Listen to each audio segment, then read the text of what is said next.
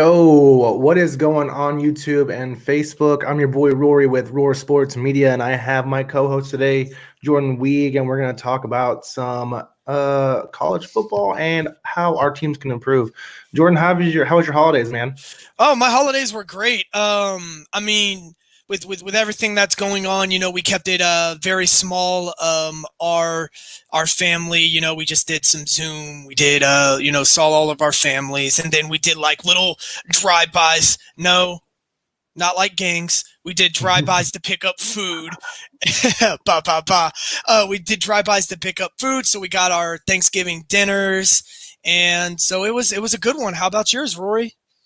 It was good, man. Over here in South Korea, we just did like a friendsgiving type of thing where I just had Hmm. me and some other military and contractors just come over to the house, and we basically just had turkey, pork, pernil, Puerto Rican pork, butt, and like just other sides. I made fried rice and mashed potatoes and all that stuff. Just stuff I wanted to make, honestly. It was good, good time, man.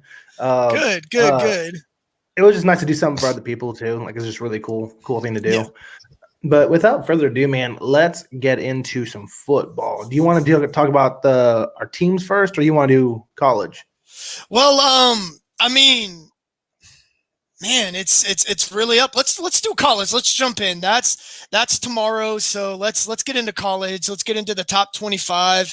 There's a lot to talk about. Yeah, Ohio State, even though they're Ohio State, could not actually get into the playoffs because they're not able to play enough. exactly. And yeah, so that's actually really big. Does certain teams deserve to be over Iowa State? Sorry, not Iowa State. My Ohio apologies. State. Yeah, Ohio State. I'm loving Iowa State right now, y'all. yeah. Ohio State, but I think there's something in Big Ten contract that if they don't play a certain amount of games, they actually can't go into the Big Ten championship. I think it's 6 games, so there might Hmm. not be enough length left, enough teams left to play. They might be out, even though they should deserve probably to be in. They are one of the best teams and Justin Fields. So who knows? So I don't. So the thing is, if they don't play enough games, then it's not everyone else's fault that they played more games than them. You know what I'm saying? For me, it's like, yeah, that sucks. You can't go to the playoffs. Cool, but also you didn't play enough. So I mean, that's just how it goes. And I kind of like it because it kind of make because they were in the playoffs last year, and then like how many more other times were they in the mentions in the top six, top seven? It's just kind of like spicing it Mhm. up a little bit with other teams, also, right? Notre Dame's back in there. I know we're not huge Notre Dame fans here, but it's different. It is. It is. It is. Yeah. I mean, I just think Notre Dame, they just had a really easy schedule going out. I think what's really Hmm. going to happen with Notre Dame is can they beat Clemson in the ACC championship game? That's Right. really what's going to With Trevor Lawrence. with Trevor Lawrence with more starting players that we're missing. So I think that's going to be the tell of the tapes right there, and I think that's going to push them out, and that's going to allow for maybe A&M, maybe Cincinnati, Hmm. possibly to sneak in past Notre Dame. Yeah, no kidding. And I also think with that Ohio State not being there, I think it opens up a way for Florida to get there also, which I think is a much more deserving team right now because Mm-hmm, of what they've put on the field. Kyle mm-hmm. Trask is killing it. And it's just kind of like also just a different flavor, you know what I'm saying? It's been a while since we've seen Florida in that position, and I'm not gonna lie, I think I'd like to. I mean, not that I like Tebow, Florida. Tebow and Urban Meyer, right, with Florida. Yeah, it was the last ones, yes, like Last one, yep. Mm-hmm. 2008, I believe. 8. Yep. Tebow time. Tebow. Tebow. Tebow time. Yeah, dude. I mean, there's some other pretty good games too. We got Texas A&M, Auburn. Also, Texas A&M it's one of those teams also to like kind of like Florida where they probably deserve a shot at the playoffs. Definitely, um, a team that could vie for that spot. And Oh, I think I that mean, they're a very complete team. They're a really complete oh, football team. Kellen very Mund's, good. man, I think nobody expected him to be this good. They wanted him to be this good, but after his Hmm. first couple of years, they were just like, this is not what we were expecting. And now we're seeing the Kellen Mund that we wanted to see. this stellar They're quarterback out of I believe it was IMG Academy. So, which is supposed to produce our best athletes. Oh yeah, Yep. dude. Yep. IMG Academy has a lot of great recruits coming out this year, man. Oh One yeah. of them just came out yesterday and has Arkansas in the top 10. So hopefully, um, let's see. But yeah, Texas A&M, man, their offensive line is freaking crazy, bro. Like Mm-hmm. they're insane. Arkansas couldn't do anything against them. Which not saying like in the game against them, not the Arkansas in the same caliber, but I'm just saying like just watching it, like dude, they couldn't provide any pressure on Kellen Mond at all. Their offensive line is crazy. Their defense is okay, not like fantastic or anything special, but it's decent, right? Yeah. But yeah, they're a complete team and well coached with Jimbo Fisher down there too. Mm-hmm. Oh yeah, so it's going to be an interesting one. I definitely see them pulling out if we're going to go in against Auburn. Auburn, they've lost their big games. That's really what it is. They're 5-3, not a bad record, but you expect it more out of Bo Nix, out of Auburn. But they should have been 4-4. Should be 4-4. Exactly. Oh, I see. Yes. Yeah, we're a little sore here. A little bit salty about that one. A little bit salty. Yeah, but they should be 4-4. They're not a great team this year, but they have the talent to bounce back. They need to fire Chad Morris because he is a cancer on any program he's on. Like, correct. Just get him away. He's not fantastic. He's taking your team a step back, and I don't see him taking a step forward in the future. Coming from him being our head coach with the same players, like I said with Sam Pittman before we came on, same players. Didn't win a game in the SEC for 2 years, right? Mm-hmm. Sam Pittman comes on with no preparation in time of COVID and wins 3. So, I don't want to hear excuses. But let's what we just talked about Notre Dame. I think they're going to smack up Syracuse. I don't think it's even going to be close. No, Syracuse has put together good football teams the past few years, but this year it's not it. They're 1-9. They're not a very good football team. Should be a pretty easy walk in the park for Notre Dame. Yeah. But I mean, it could be one of those trap games too, because Syracuse played Clemson pretty good too. So I mean, I don't know, maybe that'd be pretty insane. I think they're at Notre Dame though. Yeah, Syracuse at Notre Dame. I don't see it. I feel more of I don't see it either. I feel more of it being a trap game if they were at Syracuse and they were in front of all the Syracuse faithful. What's their mascot? The Gold Diggers, the 1950s, the Syracuse. The orange football. Yeah, are they the Syracuse Orange? That's what it says. The orange football. The great oranges of Syracuse. the great orange. Yeah. Change that. Change that Syracuse. Like get a little bit more, imaginative, please. Exactly, right? So I mean that's pretty cool. Let's see. We go with Indiana, Wisconsin, pretty good, 12-16. Mm-hmm. Oh my gosh. Okay, so this will be a good game. I mean, obviously neither of them are going to go to the playoffs. Wisconsin, I mean, they're 2-1. Yeah, that would probably be the one I'd want to watch tomorrow, just because I think it's going to be pretty good football. Wisconsin looks like they smashed Michigan. I think Northwestern may have been overrated. I think if they would have been able to, Wisconsin may have played a few more games and it not have been their second game. They may have actually pulled out a win against Northwestern. Northwestern has seemed to start to fall off, especially their defense wise and their offense. They're not looking like the same team they first started off as. So I actually think Wisconsin, now that this is their third game, I think they take down Indiana. I don't know, man. Indiana's played really well up to this point. They're 5-1. Like, I mean, I think, and then not to mention, I just think that they're a very, very hot team right now. So I think that they probably have a pretty good chance of beating Wisconsin, but definitely going to be a really good game. And I'm going to keep my eyes on it, definitely. But, I mean, I'm a believer in the Hoosiers this year, in the Hoosiers. Hoosiers. I'm liking what they're doing. Honestly, rooting for them because they are a basketball school. So like them being good in football for first time in a long time. Mhm. I'm kind of rooting for them. So I'm not really like I don't really care who wins, but it's kind of like I'd like to see Indiana beat a big name in Wisconsin Mhm. again. No, So it's that just would be true. I mean, it's just a good one. Go to a good bowl game, face a good team, top yep, 10 team. Oh yeah, that'd be a good one. yeah. And I then, think that would solidify them in that for sure. mhm. Let's see what else we got. We got BYU versus Coastal Carolina, the Chanticleers. And these are two programs that are both undefeated, by the way, 13 and 18. But like, it's kind of like one of those surprises that you just don't really see happening. More on I mean, Coastal. exactly. BYU has at least been in the top 25. And Mhm. every once in a while, they're there. They've beaten big programs. They put out quality players.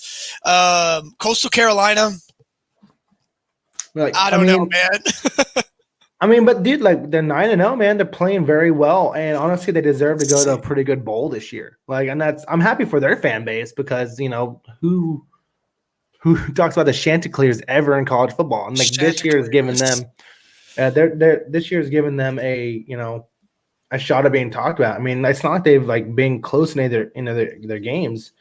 Georgia Yeah, State that's true. 51-0, Lafayette 30-20. I mean, that's pretty close. Coastal Campbell 43-21. I mean, they've been knocking off people. So, I mean, they're a good team. But yeah, I'm happy for them, honestly. Oh yeah. So I mean, yeah, but I mean, I think this goes very well to um, BYU. BYU's been BYU has destroyed football teams, man.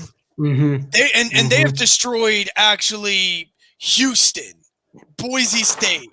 Like, I mean, not easy. Like bigger names, right? Bigger names, Navy, and I mean, they aren't just like I think they defeated the great school of Liberty.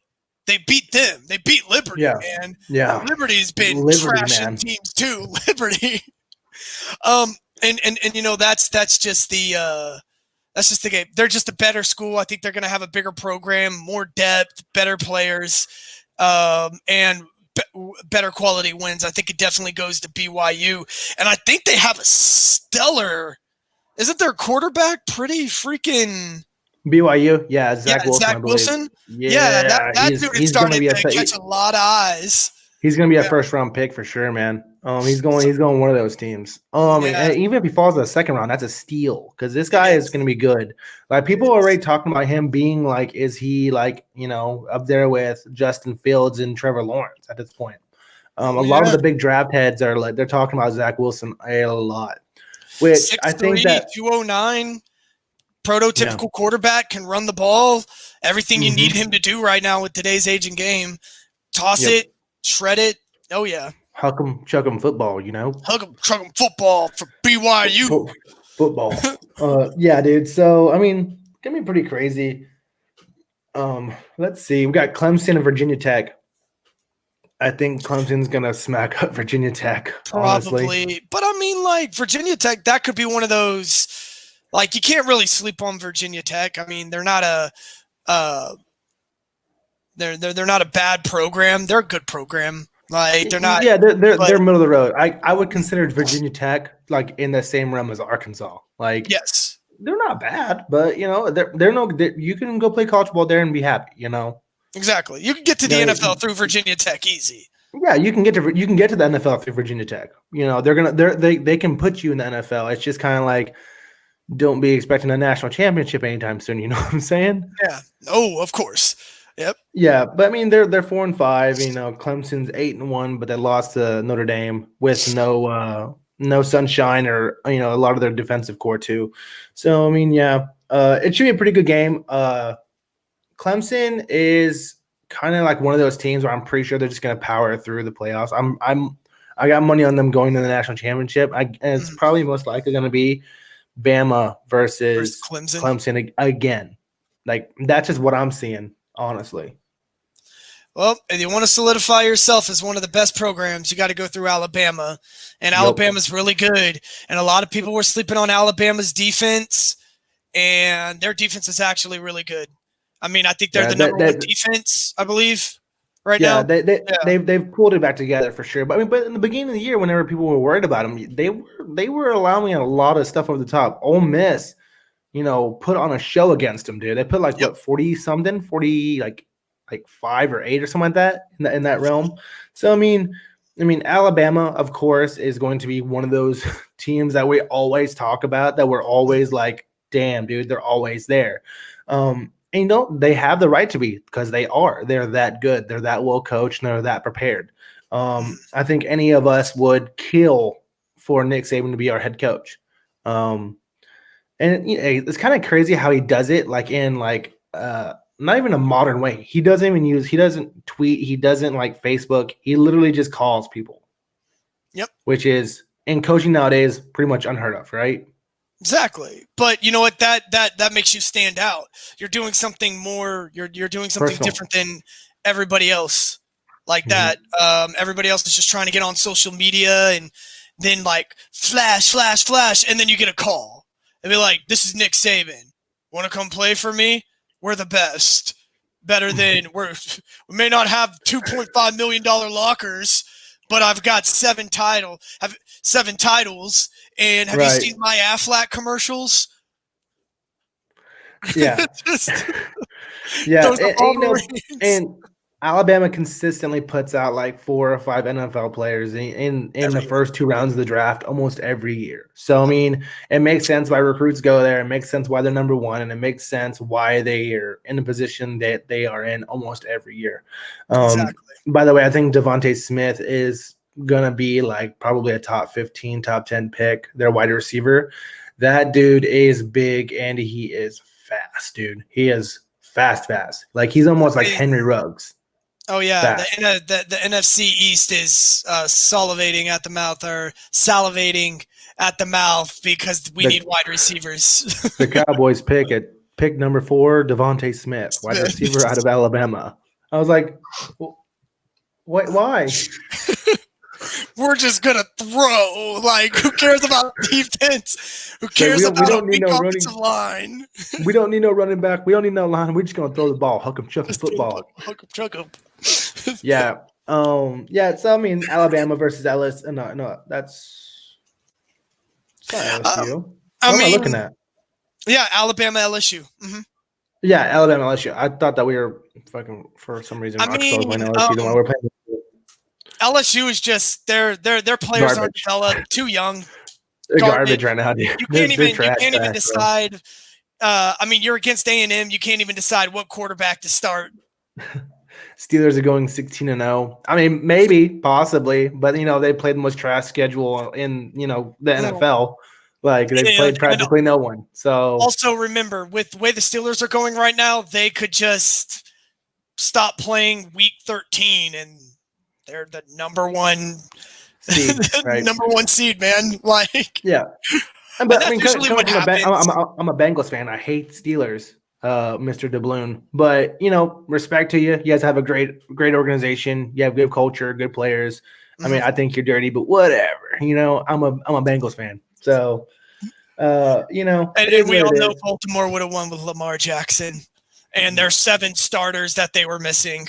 But yeah, maybe. But I mean, the Steelers did crush the Ravens earlier this year. Like they annihilated the Ravens with Lamar Jackson and those starters. I mean, but you almost lost to RG3 on one leg. I'm just kidding. I'm kidding, Steelers. Hug 'em, chug 'em football. No, Steelers are great. Claypool, TJ Watt, they're amazing. Ben Roethlisberger's playing like he's this is his last season and he wants to win a Super Bowl. Well, I don't think it's his last season. I think he's got a couple left in the bank, a couple left in the tank. It's just kind of like, yes, like they said that they've had a 4-week bye, but like that's a 4-week like time to get healthy. That's a great time, like especially before the playoffs, man. Your team has to rest. It is what it is. For some reason that kind of always happens for Steelers fans. I think it's just because like You know, just the like I said, like that aura, that, you know, not necessarily luck, but it's just kind of like, you know, when you believe in yourself that much, shit tends to happen for you, kind of stuff. Yep. Mhm. And you know, Steelers fan bases, you know, they believe in them. Oh yeah, Losing to Yellowtown. Washington would be Uh, a Pittsburgh game. I don't think you guys will lose to Washington. They don't have a quarterback to do it. They do have a great pass rush in Washington, Mr. Bloom. Um, but but you you know, also don't have you have a solid offensive line. You have yep, way too many weapons. And I mean, it's the NFC East.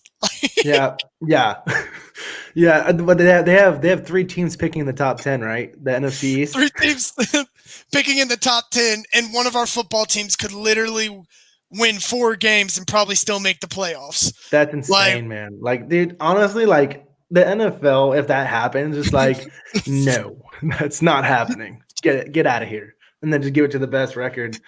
But I mean, I don't see the Pittsburgh losing to Washington. Like Washington, who is Washington's quarterback right now? Like, Alex you know, Smith. he's playing. Oh yeah, 100%. Alex Smith. Yeah. Okay, good. Yeah, Haskins terrible. They're probably looking to move on from him. yep. Kyle Allen went down with a leg injury a few weeks back, and Alex Smith, you basically just hope he doesn't get hurt again. I And mean, but he's not scary like an Terry. injury prone guy. That was a, you know, his leg getting broken like that. That was just one of those freak accidents, like Teddy Bridgewater back in the Vikings. Like Yep. something just happened, dude. Or like I'm not gonna say like Joe Burrow's him getting hurt the way he did was it was an accident, but you know, with how many times he's allowed to get hit, like it's when is it gonna happen? You know what I'm saying? It's more like Exactly. a And with younger players and players who have never been hurt before, they have this mentality. I think that even though they know they're not unbreakable, it's still like, it's never happened to me. Might not Superman never syndrome. happen to me. I'm going to Yep. man up and play big boy football. And honestly, Joe Burrow, when that hit happened, he tried to stay up. He tried to keep something happening, and he should have just went down. And I believe that's what happened with Alex Smith. He was trying to stay up, and he got really rolled up and twisted around. Same with Teddy Bridgewater. Same with Dak Prescott. It happens. Yeah, I mean, and you know, just like we were saying, it's one of those things that happens, especially with young players, like they kind of have that Superman syndrome where there's like, you know what, I'm just gonna hold this ball for a couple seconds longer. But you know who learned that after his first injury? Tom Brady. Every time he even got close to being touched, he would just fall down. He would just pancake on the ground. But that's what's kept him healthy. Yeah, but you know, stretching and like him just going down without heavy contact, you know, Yeah. pretty much rubberizing himself and just going down, dude, is a lot why he's, you know, playing until he's like what 44, 43 this year. Yeah, 43. I think he's got there 43. I think he's got like 2 more years, and he's on a Super Bowl winning roster again. And yeah, he's doing it all by himself. But no, he's not doing it by himself. He's like he has a very good roster, man. I honestly think that right now Tom Brady's kind of holding back his team because of his age. Man, you see some of the balls he's throwing in, there's not a lot of heat on him. You know, it's just like I mean, not like sad to see because he has like what 6 rings. So I'm not sad for the man, but like it's kind of like it's like watching you know, the end of a good movie, right? It's like, oh man, well, it's ending. Boom. Woo, yay. Yeah, but I mean, I think that's most of the college games, man. Do you want to go into how the Cowboys and the Bengals fix themselves in the coming season? Yeah, I mean, there's not much left in college football. I mean, does anybody care about Oklahoma and Baylor? No. Yeah, they're gonna smack them up, dude. There's not a lot of interesting games in the CBF this week, really. Like no one in the top 10 is playing each other, really. It's really that Indiana and Wisconsin game, y'all. That's the one I'd be looking forward to. And BYU and Coastal, baby. Chanticleers, baby. That's gonna be a crazy game. But yeah, dude. So hey guys, so we're gonna talk about how, you know, our franchises can get better because clearly we're not fantastic. We're gonna start off with how the Cowboys are going to fix the problem down in Dallas, man. Jordan, I'm gonna let you take the lead on this one because it's your team. Okay, so as a Dallas Cowboys fan, we all know one thing, and the main reason how the Dallas Cowboys immediately become better. Fire your GM, get a new GM. Just plain and simple. It's what you do. This is what all Cowboys fans want. Jerry Jones, own the football team. Don't general manage the football team. It's not the 90s anymore. It's not pre-cap. You can't buy your football team anymore. You actually have to have somebody experienced. I'd say let Stephen Jones take full control of the reins if you want to keep it in the family. But other than that, new GM. Really, I think that would do a lot of change. I think you'd get somebody experienced who is more accustomed to the trench of where football's going, which is not run game. I mean, it's nice every once in a while, but run game and Ezekiel Elliott at $60 million guaranteed, $90 million contract, $95 million contract just isn't it. So now, since that isn't going to happen, Cowboy fans, because Jerry Jones is going to outlive all of us, as we all know. He's going to live out all of us. It's just going to happen. Fast, dude. Real fast. Does Jerry Jones look a little bit like the what was it? Tales from the Crypt guy, the Crypt Keeper? Yes. Yeah. Okay. So Sherry DeBlum, what is the role of a GM? I watch soccer, so it'd be like to be a manager. Yeah. So yes. Basically. So a GM is a lot like I'm not sure in Sherry DeBlum, you can tell me in soccer, man, does a manager also coach the team? Because GMs are coach. Managers a coach. So the manager's a coach. So the GM would be like basically the person that runs all the operation in the background. So basically the recruiting of players, the signing of players, the managing of contracts, the managing of employees, hiring the coach, the manager for soccer, and basically making sure that, marketing and all that stuff and seat attendance and making sure that the general daily happenings of an NFL franchise are taken care of. Mm-hmm. That's basically what a GM is, kind of like the middle between a manager and an owner. Exactly. And the Dallas Cowboys for a long time have not had that. It has been their owner and their GM.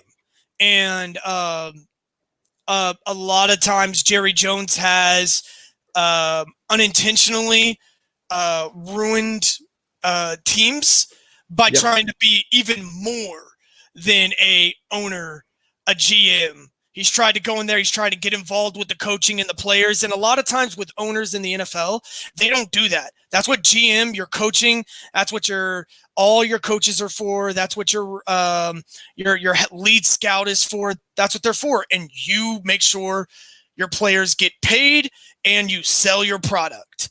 That is the job of an owner. Yep. That's just what it is. But Jerry Jones has actually refused to do that and has tried to keep it in family, in-house. And I think that's why he's lost big players. That's why I don't think Sean Payton has ever wanted to come back to Dallas. That's why I lost Bill Parcells, Bill Parcells' coaching tree is phenomenal. He's a great football coach for many years. That's why he lost Jimmy Johnson. And a lot of stuff, a lot of drama in the Cowboys organization. Now, unless you want to go, Rory, I'll actually say, because Jerry Jones is not going to let go of the Dallas Cowboys until he dies, and then it will go to Stephen Jones, and then maybe we'll get a GM. So I think but with our two teams, they're ran exactly the same way.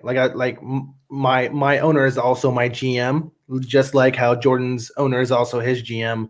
And honestly, it's not like for a business perspective for, they're ran like mom and pop stores, like basically small businesses that are ran inside a family, which is, cool, like very cool, and keeping, the family tradition in line. But to be a big business, you need to have people who know exactly what they're doing and have been in other situations to learn from other experiences, kind of. So that's where having a GM for other teams is very, very useful. Like, I think the best team that does it right now is the Kansas City Chiefs. They have a phenomenal GM.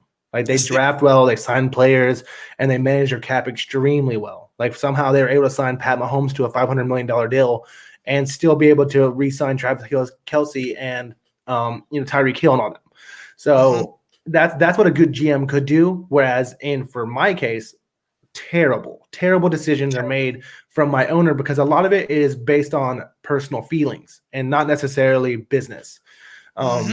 But yeah, Jordan, like what specifically can the Cowboys do to better themselves for next year? Like I'm talking Well, like moves. it's actually, as you mentioned, it is all about the cap. Yep. So you have got to make big decisions involving your biggest stars. Are they currently worth the money you paid them? My three big players, and I'm moving outside of Dak Prescott. I really am. We know what Dak Prescott is. We know what we can get with him. We know we can eventually get there with Dak Prescott's play. I do believe we all know that. Your Yep. three players you're really looking at right now are Ezekiel Elliott, Jalen Smith, DeMarcus Lawrence. You just gave them all big money. None of them has showed up. Not so much DeMarcus Lawrence. DeMarcus Lawrence, and I'll get to him. But Jalen Smith isn't what you think he is. He's a good player. He's not a top linebacker in the league. Solid. Yeah, it's not Bobby Wagner. He's not. I think he was a $54 million contract. He's not Yeah. that. Ezekiel Elliott, I think he's starting to show his wear and tear. I don't want to give it to him too much, but I look at it like this. If Zeke is a first round, you could probably get a high second round, maybe even a first round draft pick for him. Jalen Smith, you possibly a first round. You could sell Ezekiel Elliott. You could possibly still sell Ezekiel Elliott for a late first round draft pick, but let's just, for argument's sake, second round pick. Solid second round pick.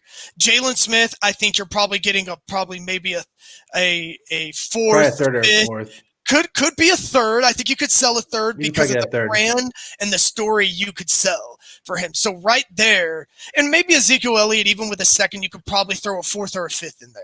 So there, you could pick up maybe 3 or 4 extra picks. That right there can fix your football team. You could build linemen. You could get solid defensive players. You could get a good back. There you go. Sure, DeBloon says Zeke has been inconsistent when I've watched him play the Cowboys. And yeah, for the past couple of years he has. But, I mean, also the offensive line has also been very wishy-washy also. Tyron Smith's always in and out of the lineup. They lost Frederick in the offseason. Big loss. And they didn't have him the year before that because of it was the year before that he had the blood thing, the anemia. The nerves. It was nerves in his neck. He had some sort of injury in his neck. So the Cowboys' offensive line was not the same offensive line that they had during Zeke's early part of his career. And over the past few years, it slowly became worse and worse. And honestly, you've seen Zeke get not nearly as productive because of that. A back needs an offensive line. There's not a lot of backs in the league that can create without an offensive line. I mean, Joe Mixon's done it for 3 years because he's had to for the Bengals. But I mean, Zeke, this is a new thing for him because he came from Ohio State, which was the best offensive line in college football.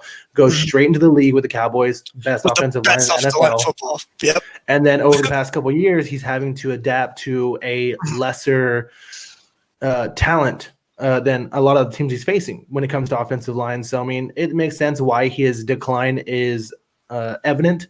And I'm not basically just because of Zeke. It's basically the entire team is just not well ran when it comes to the front.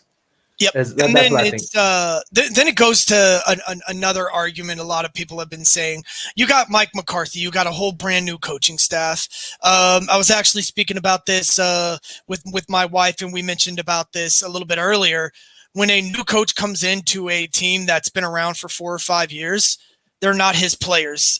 They don't match his scheme. Just like college football, when a new football coach comes into college, you need to wait a few years. You need to wait until you draft his players.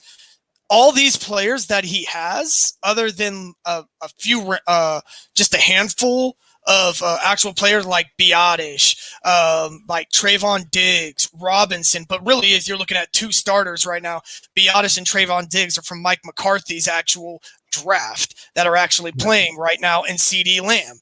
3 players. Everybody else is Jason Garrett, Rob Marinelli error. They don't fit what they need to do. Yes, you keep Kellen Moore in there to keep the offense going, but is it really Kellen Moore's offense? Or is it a lot of Mike McCarthy and then Kellen Moore's the play caller with a little bit of his kind of new age football? So you kind of got to understand what is that. So a lot of people have just said, I say you could just blow it all up. Yeah. Just blow it all up, get all the draft picks you can, and in the next year, 2 years, you rebuild a football team. If you want Dak Prescott, your guy, rebuild it this season, build that new offensive line, get rid of Zeke, get rid of Lawrence, get rid of Jalen Smith, maybe get rid of Amari Cooper. I know you just signed him to a big deal. Maybe get rid of him. Get draft picks, get ready for so many years. Yeah, so Sure to Balloon says, do you guys have any hope for your teams in, let's say, the next 3 years? I mean, I don't. I do. I have Joe Burrow and a very young team, and cap space. We're going to be I guess, competitive team, but also we play in the AFC North, so that's a blood sport of a division. I think we could be in the playoffs in the next 2 years. For you, Jordan, like you're saying, like you want to blow the entire thing up. I don't know. Like if it's because in 3 years, you can repair a football team. Oh, for sure, you can do it. Yeah. You can do it in 2. Honestly, in 1 if you do it right. So I mean, I don't know if I would blow the entire thing up for the Cowboys, because we were just talking about how well of an how good of a team they were at the beginning of the season. They were very well built. They have talent. It's just is the coaching. That's the same problem with the Bengals. We know we have talent. Like we've seen our players go elsewhere, like Carlos Dunlap going to the Seahawks. Next thing you know, he has 5 sacks. Is it coaching? That's the thing. Is the staff getting the best out of the players that they possibly can? Now, I was never a huge McCarthy hiring fan. I think that there are other coaches that like you guys should have went after Matt Rule that went to Carolina. I was a huge believer in him. McCarthy, I've seen what he does, and I've seen basically how he gets away from the run a lot. We've talked about this on the channel. Like, I don't like how McCarthy always gets away from the run, which was Aaron Rodgers' biggest hit on him in the early part of his career. Like, we would always just end up passing ball like crazy, which you saw in the beginning of the season with Dak Prescott. That's why he had those insane numbers coming off the bat, So with the Cowboys, I wouldn't blow them up for like team-wise. You still have good players. Like, I think that at this point you should re-sign Dak, because it doesn't make sense to draft a quarterback because you're getting worse at a position just for a draft pick. You know what I'm saying? Yeah. And hopefully he signs for a good contract, like a team-friendly contract, because he's going to need help. Clearly. Exactly. Yeah. Mm-hmm. But for me, like and I guess when I say blow it up, I mean, again, we go back to coaching and what the coaching staff wants, and do the players really fit what the coaching needs? If none of these players fit, then you're not going to win a lot of football games. Like, it's just plain and simple. So it could actually be better for the Cowboys too. Again, as I say, blow it up. Yeah, there's a lot of good talent. There's a lot of young talent. That's the other thing. There's a lot of young talent. You may just want to blow up. When I say blow up, get rid of the veterans. Get rid of the guys that are soaking up all your cap space. Rebuild that offensive line. I mean, of course, you're going to want Zach Martin around, but, I mean, Tyron Smith, Lawrence, maybe Zeke, maybe try to renegotiate a contract if you believe in him. It's just so many ways you could blow up a team, not just by getting rid of it, but rebuilding your cap too. So if I'm the Cowboys, the first thing I'm doing is getting rid of your defensive coordinator, Nolan, and Vic Fangio I think he just got fired from Denver, or is going to get fired from Denver. And he is an insanely good defensive coordinator. If you guys can get him on the Cowboys staff, that would be insane, man. I don't know if he runs. I think he can run a 4-3 or a 4-3-3-4 hybrid, but also he needs players for that. I think you guys are a straight up 4-3, right? Correct. like base Yeah. defense. We're straight up 4-3, and we switch out of 3 techniques to 2 techniques. So on our line. I don't know what you do with that. I don't get. A lot of people have actually knocked on that. Ideally, it's meant for like passing and QB spy and not letting faster QBs run out of there. It's like a hybrid defense in itself, but it doesn't work. And I've seen it kind of players get away from that as they go on because they're just like, I've always played in a 3-point, and now you're telling me all of a sudden I need to play in a 2-point. It's different. I mean, and guys' bodies are not meant for that. Like Carlos Dunlap hated playing outside linebacker. He that wasn't his preferred position, and it felt like his leverage would go away. You know, in the early part of the year, he was playing outside linebacker for the Bengals, and then now he's playing defensive end for the Seahawks. And what do you know? He has 4 sacks and 5 sacks in 4 games or something to that effect. Yep. So having scheme fit and having the coaching to work around that, dude, and try not to force a square peg into a round hole is kind of like what not to do. So, I mean, when it comes to like that, I would get rid of Nolan and try and get Vic Fangio or one of the other defensive coordinators because, I mean, I believe Nolan was out of the league since like 2013 before this year, right? Or like something to that, something. I like think that, he wasn't out of the league, but as a head coach, as a defense coordinator, he's been out. I think he was the linebackers coach when the Falcons went to the Super Bowl. I believe he was still the linebackers coach. Yeah. So, hey, did you see this online? Sure, the balloon. Hold on 1 second. There we go. Did you see the high school ref get bulldozed by the dude? That dude's getting jumped. I swear, because he cost his entire team. They won that game, and then they got kicked out of the playoffs. They're out of the playoffs. That's being selfish. That's being straight up selfish, dude. And which, I mean, I get where emotions come in because I was an emotional football player too. Like, when I got like a sack, I would go nuts. Or if something happened, it would piss me off. It would be like, you're kind of crazy. But I've never wanted to just go bulldoze a ref like after like a bad call, man. Yeah, go punch a freaking bench. Go slam your helmet down and throw your baby fit and kick the helmet or something, Dude, do what real football players do. Oh my God. That's selfish, dude. That's just selfish. And fun fact about that guy, he was a top defensive player in the state. He was one of the best defensive players in the state. He was last year's, I think his district's defensive player of the year last year.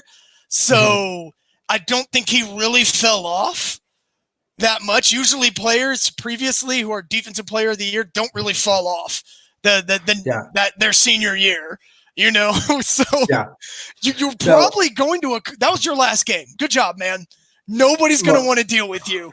Last chance I think he'll go to a JUCO. I think he'll get to a JUCO, and then he might get last chance U. He might series, get that. Y'all. By the way, I'm just saying. I love Last Chance U. Y'all want trash TV? Watch Last Chance U. I love Last Chance U. It's so good.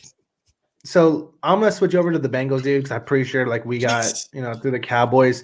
The Bengals don't. So I'm so stuck between, do we just kind of see what Zach Taylor has got as a head coach, or just get rid of him because he's 4-20 something as a 4-20 and 1 as a head coach in the past 2 years. And you're seeing other coaches who are rookies come in and have success. Matt Rule, Kevin Stefanski up in the Browns. But it's just kind of like, are the Bengals really that bad to where they can't win more than 4 games in 2 years, or is it the coaching that's holding them back? Because I know they have talent. Joe Mixon's a great back. Joe Burrow is the first overall pick, and everyone consistently thought, yes, this guy he's the real deal. Defensive line wise, I'm not a huge fan of the Bengals defensive line, but linebacker wise, we got a little better, not fantastic. And then secondary wise, we were okay. So, I mean, are the Bengals really that bad that they're only a 4-win team in 2 years. I don't know. I mean, is it coaching? I honestly don't know at this point. Like my hands are tied, and I'm kind of just like in the same boat as you. Do I blow it up because I have all this young talent, and is it being cultivated the right way? That's what's going through my head. And then even if we do get a top 3 pick and get Penei Sewell, is he going to be developed as an offensive lineman? Because we have, I think, 3 other first round draft picks at lineman, and only one of them is starting. So, and over the past 5 years, dude, we've drafted, I think 6 offensive linemen in the first 2 rounds, and only one of them is playing. So, what do you do with that? It seems like more that the Bengals they're missing something with scouting. Yes. That's what it seems like to me. I mean, it's obvious. Everybody in the world, a 12-year-old could tell you Joe Burrow's a great football player. Joe Mixon's a great football player. T. Higgins is a great football player. I mean, it's not hard to not see that they're good players. Fire Zach Taylor. But yeah, I'm getting there. Zach Taylor, I mean, he came from the Rams. The Rams, yeah, he was their OC, right? No, he wasn't even the OC. He was their quarterback coach. He was a quarterback coach. So he has had no experience even being close to a head coach, and he gets hired by the Bengals. So then you gotta blame it on the GM, your ownership. They fell into the let's hire the rookie, the hot shot. They fell into this whole McVay and he breathed Mike Shanahan. He breathed Sean McVay's air. He must be the same thing, right? Kind of deal. And I don't think he's even close to being Sean McVay. But also, I don't think Zach's a bad offensive coordinator. I don't think he's terrible when it comes to that. I just don't think he's a good head coach. I think that if we just hired him as an offensive coordinator, we would be decent, but like not necessarily am I going to leave him in charge of the entire team, because he's made bad clock decisions. He's made bad personnel decisions in the past, and he kind of not an excuse maker, but he's always like, man, we're right there. We're right there at the cusp. And he was saying this 10 games ago, 8 games ago, 6 games ago. I'm like, bro, when is it? When are we going to be over the cusp? Is there a point that we're ever going to be there? So I mean, at this point, yeah, kind of like I'm. If we're gonna have a brand new quarterback, if we're gonna have a brand new team, I don't want Zach Taylor at this point. And he's given me no reason to be optimistic about what him coming back would be even look like. Well, I'm looking at your record, and I can see where they're saying we're at the cusp. I mean, a field goal, 5 points, a tie that should have been a win. Let's just be honest for the Bengals. But I mean, the only team y'all really kind of got, 2 teams y'all really got blown out by. Yeah, Steelers and Ravens. And I mean, it's the Steelers and Ravens. I mean, they are playoff teams. They're AFC championship teams. Right. So, I mean, the cusp it's there. That's what I'm saying. Like, and if you take out the Steelers and the Ravens, the Bengals are in every single game besides those 2, and it's just kind of like, but when are you gonna finish? When are you gonna teach these guys to finish? It's just like when, because this is the problem I've had for the last 2 years, and at this point, it's kind of getting not like that. That's what I'm saying. I was feeling very apathetic about the season. Like, why we haven't done anything in like 2 weeks, because after Joe Burrow got hurt, dude, they took the wind out of my sails for like a hot minute. You know what I'm saying? I did like, bro, when Joe Burrow got hurt, I literally took the day off and sat in my bedroom in the darkness. Like, I literally did that. I'm not lying to you. I sat in bed and just like, what is life, man? Why does this always got to happen to Bengals fans? Like, why? What did we do to the gods like to do this? So Shirt of Balloon asks, who would I'll put it on the screen. Who would take over for Zach Taylor if he got fired? And who would you like to see? I have a crazy one, Rory. He's probably getting fired here very soon at the end of the season from the Giants, but he's a solid. He can build you a foundation. He can build Don't you say a it, foundation and get you to average, and then you got to let him go. You don't keep him around for a decade. I am talking about the one, the only clapper. Don't you? I don't want Coach Clapp. I don't want Jason Garrett. I don't want Jason Garrett. No. He could actually be. I know you're saying no, but he's not a 10-year head coach. He's a 5-year head coach. He's someone to get you your line, get you solid, good players, and then you need to get them out there for some hot shot coach with a good football team. No, I'm just saying. Yeah. So back to for who would take over for him. For me personally, I love the defensive coordinator Shaleth out of the 49ers. That guy he's a Mike Vrabel type head coach from the Titans. He's a get your guys up and ready to go out and run through a brick wall type of coach. For me, that would be my pick. I'm not a huge fan in the Eric Bieniemy because for some reason he does terrible in his interviews. But maybe he's just bad interviews and good coach. I don't know, but it's. Andy Reid has a pretty good coaching, tree history when it comes to the Eagles head coach and the Frank Reich up in Colts. Yeah, Doug Peterson and Frank Reich. I wouldn't mind it if we picked up Eric Bieniemy. Definitely wouldn't mind that also. But for me, my personal head coach choice would be the defensive coordinator out of 49ers, just because I like his. Do you see anybody from college right now that could maybe go up? Obviously, Dabo Sweeney, not Dabo, and Dabo Sweeney, Jimbo Fisher. They're out. They're not. They're not going to go. I don't see a big name head coach coming up to the Bengals just because we are a smaller organization. We're not like and it's not like a prestigious job. Like, let's say if the Packers came open, yeah, I could see like a Dabo Sweeney or a who's Ohio State's head coach, Ryan Day. Ryan Day. I could see. Oh gosh, I could see Ryan Day coming to the Bengals. Well, that's what a lot of people are saying right now. Not that he's going to the Bengals, but Ryan Day is. He's past Ohio State. He's looking past Ohio State, and a lot of people are saying that you could see Urban Meyer heading back, a pathway for Urban Meyer to go back to Ohio State. Ryan Day probably wouldn't be a bad pick for y'all either. I don't see Urban Meyer going back to the Ohio State with just how much controversy he had there. But yeah, Ryan Day would be. I would take Ryan Day up in the Bengals. His players seem to like him, and I like his schemes and stuff like that also.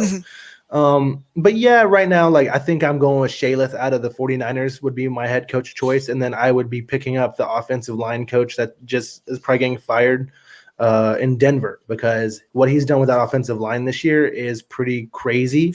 But for me, yeah, that's probably what I would take, and then I'd be trying to get who's the offensive coordinator that I'd want? Carolina Panthers offensive coordinator. He was with Joe Burrow in LSU last year. Why can't I think of his name? Damn it. Well, he went with Matt Rule and left the Georgia one.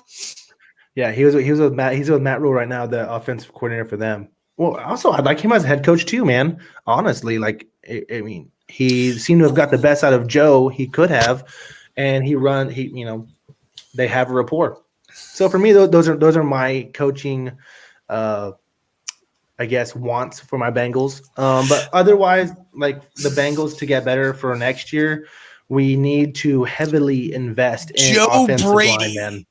Yeah, Joe Brady. There we go. And he was the passing game coordinator and wide receivers coach at LSU. But still, crazy.